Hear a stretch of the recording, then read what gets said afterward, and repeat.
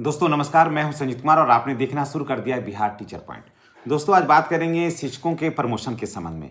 चाहे आप नियोजित शिक्षक हों, चाहे फिर विशिष्ट शिक्षक हों या फिर बीपीएससी के माध्यम से विद्यालय अध्यापक हों, और पहले आप विशिष्ट थे या फिर नियोजित थे, बाद में विद्यालय अध्यापक बने। इन सारे शिक्षकों के प्रमोशन के बारे में आज हम इस वीडियो के माध्यम से हम आपके साथ बात करेंगे, और लोगों को प्रमोशन होने के बाद कितना सैलरी बढ़ेगा, इन सारी बातों की जानकारी हम आपके साथ शेयर कर रहे हैं। और प्रमोशन की शर्तें क्या है, उनकी सेवाएं क्या है, क्या लाभ मिल रहा है, या फिर ये भी बताएंगे कि जो सेवा जो पीछे से काउंट हो रहा है तो क्या उसको सेवा निरंतरता जोड़ेंगे या फिर सिर्फ प्रमोशन के लिए जोड़ा जा रहा है। क्या कुछ बातें हैं, हम सारा कुछ विस्तार से आपको बताते हैं। दोस्तों अगर आप चैनल पर नए हैं तो चैनल को आप सब्सक्राइब करिए, बेल आइकन को दबाइए ताकि वीडियो का जो नोटिफिकेशन है वो आपको मिलता रहे। तो चलिए अब शुरुआत करते हैं दोस्तों। कि समय आपको बिहार में लगभग सभी प्रखंडों में और जिला में प्रमोशन को लेकर के हलचल तेज हो गई है। सभी कोटि के शिक्षकों का प्रमोशन का जो लेटर है वो भी जारी हो गया है, और सभी शिक्षक भी जो है ना वो प्रमोशन के लिए व्यग्र हैं और वो प्रयत्नशील हैं। तो चलिए, नियोजित शिक्षक हों या विशिष्ट शिक्षक हों या बीपीएससी शिक्षक हों, प्रमोशन से जुड़ी हुई खबर ये आपके लिए बहुत ही बेहतरीन है। सबसे पहले बात करते हैं, शिक्षा विभाग ने साफ कर दिया है कि सभी योग्य शिक्षकों का प्रमोशन होगा। यानी कि कहा है कि सभी योग्य शिक्षकों का प्रमोशन होगा, यानी कि चाहे आप नियोजित हों या फिर आप विशिष्ट हों या फिर बीपीएससी के अध्यापक हों तो भी आपको प्रमोशन होगा। अब बात करते हैं कि क्या आप प्रमोशन लेने के लिए बिल्कुल तैयार हैं? अगर हाँ तो जानिए सेवा निरंतरता मिलेगी या नहीं। अब सबसे बड़ा सवाल ये है कि सेवा निरंतरता यहाँ मिलेगी या नहीं मिलेगी। तो दोस्तों इसका जवाब एकदम साफ और क्लियर हो चुका है कि माननीय शिक्षा मंत्री ने लिखित दिया है कि जो नियोजित शिक्षक परीक्षा पास करके विशिष्ट शिक्षक बने हैं या विद्यालय अध्यापक बने हैं, उनका पुराना सेवा प्रीवियस सर्विस जो है और प्रमोशन में गिना जाएगा। यानी कि जो पीछे जो सेवा किए हैं वो प्रमोशन में गिना जाएगा। लेकिन एक बात को ध्यान में रखना है, एक बात को पूरा ध्यान रखना है, सेवा निरंतरता इसको सामान्य रूप से नहीं कहा जा सकता है। अभी बाद में देखिए क्या होगा, ये तो आने वाला समय बताएगा।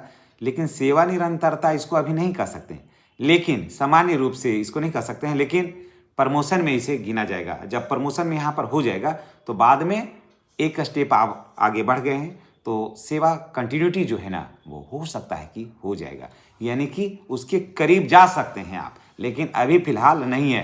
अब तो सारा कुछ सरकार पर निर्भर है ना, कि बाद में सरकार ये चाहे कि देखो मैंने सेवा निरंतरता दे दिया ना, और आप नियोजित शिक्षक हैं तो नियोजित शिक्षक हैं इसलिए आप पछताते रहिए, ऐसा भी कर सकता है बताने के लिए। लेकिन क्योंकि नियोजित शिक्षक अभी भी कह रहे हैं कि सेवा निरंतरता अभी तक नहीं मिला। सेवा निरंतरता बहुत बड़ी चीज़ है, और सेवा निरंतरता अगर जो मिल जाता है तब तो समझिए कि तो बात ही अलग हो जाती है। तो देखिए अब आगे क्या कुछ होगा, तो अभी तो इस वीडियो में चर्चा उसकी नहीं हो रही है, अभी तो चर्चा हो रही है प्रमोशन का। देखिए जिला शिक्षा, अब देखिए बात करते हैं 18 मार्च 2026 के लेटर को लेकर के जिला शिक्षा पदाधिकारी वैशाली द्वारा एक पत्र निकला है दोस्तों, जिसमें बिहार विद्यालय अध्यापक नियमावली 2023 और विशिष्ट शिक्षक नियमावली 2023 की मुख्य बातें क्या है उस पर अभी हम चर्चा इस पर करते हैं। देखिए कक्षा 1 से 5 के जो शिक्षक हैं उनका प्रमोशन 6 to 8 में होगा। ठीक है, पहले इसको सुन लीजिए फिर हम समझाते हैं।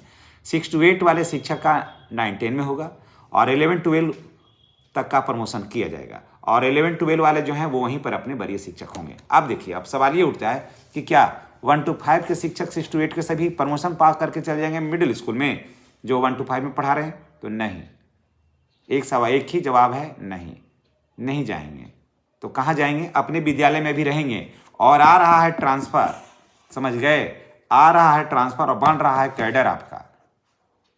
आपको कहने और सुनने समझने की कोई जरूरत नहीं है।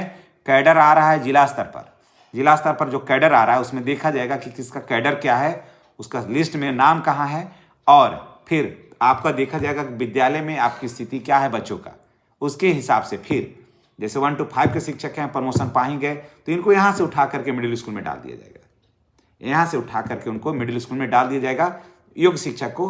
और अगर वहाँ पर मानते हैं कि कोई विज्ञान का सीट खाली है तो वहाँ जाएंगे ये लोग, इंग्लिश का सीट खाली है तो जाएंगे ये लोग, है ना। इतना बेहतरीन आ रहा है, आप खाली देखते जाइए ना। लग रहा था कि शिक्षक एकदम बिल्कुल टाइम पर हो जाएंगे, ऐप आया ना सब कुछ सामान्य हो न गया। अब ऐप पर हाजिरी जो बना रहे हैं बिल्कुल एकदम नॉर्मल लग रहा है ना। ये ऐसे ही होने जा रहा है, बहुत जल्द होने जा रहा है। चलिए अब बताते हैं कि अब 6 to 8 वाले कहाँ जाएंगे 9-10 में?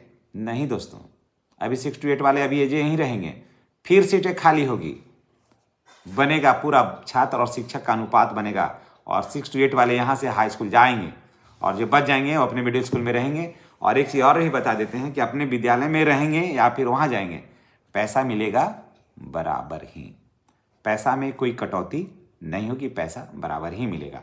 आप समझिए प्रमोशन के शर्तों को। अगर आपने प्रशिक्षित वेतनमान पर हैं और 8 साल आपकी सेवा पूरी कर ली है तो आप प्रमोशन के योग्य हैं। आपकी सेवा जो है वो की गिनती हो गई है ज्वाइनिंग डेट से नहीं बल्कि प्रशिक्षित वेतनमान के डेट से। अब थोड़ा और अब तो समझ गए, यानी कि जब से आपको वेतनमान प्रशिक्षित वेतनमान का मिल रहा है पैसा, उस दिन से आपकी सेवा की गणना की जाएगी। जब से आपको हो गया है 8 साल या 10 साल या 12 साल तभी आपको मिलेगा इसका। अब चलिए थोड़ा आगे बढ़ते हैं। अब बात करते हैं जरूरी डॉक्यूमेंट्स का।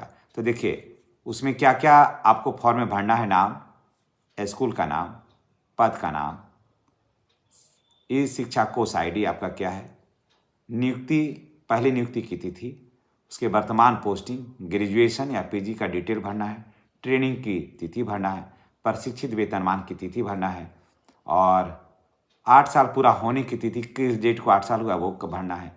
सेवा में कोई गैप है तो वो भी भरना हो, विभागीय अगर कार्यवाही हुई है तो वो भी भरना है और साथ में सेवा पुस्तिका की कॉपी, यानी कि ऊपर का 3 पन्ना का और पीछे का 2 पन्ना का लगा करके इसमें आपको जमा करना है। अब सबसे ज़रूरी हिस्सा है पेमेंट का दोस्तों।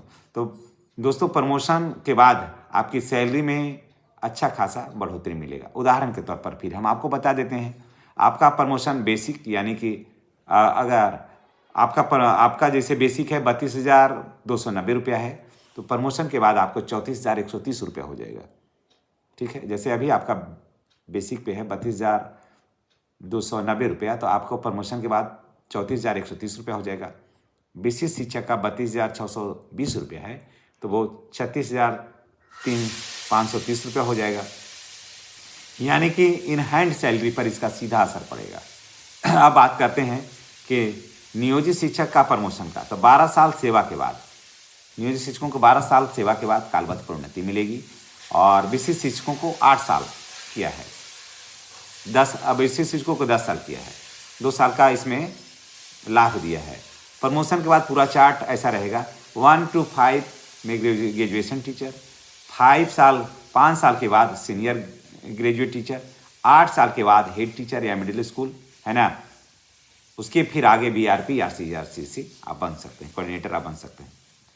तो ये थी जानकारी प्रमोशन से जुड़ा हुआ। ये जानकारी आपको कैसी लगी है कमेंट करके बताइएगा और आपके यहाँ प्रमोशन का जो स्थिति है वो क्या है ये भी बताइएगा। चलिए इसी के साथ हम आपसे विदा लेते हैं।